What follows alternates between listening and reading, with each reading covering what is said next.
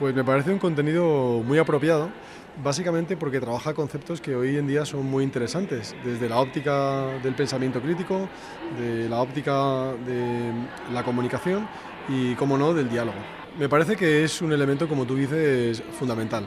¿Por qué? Porque al final estamos continuamente tomando decisiones y las decisiones las tomamos en base a las creencias que todos tenemos. Es decir, desde qué punto cómo nosotros interpretamos aquellos estímulos que recibimos.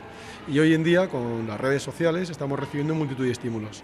Si no somos capaces de analizar en qué se fundamenta la interpretación de ese estímulo, pues va a ser muy difícil que tomemos decisiones correctas. Por lo tanto, el pensamiento crítico juega un papel fundamental porque nos va a ayudar a tomar las mejores decisiones posibles. La importancia de dialogar.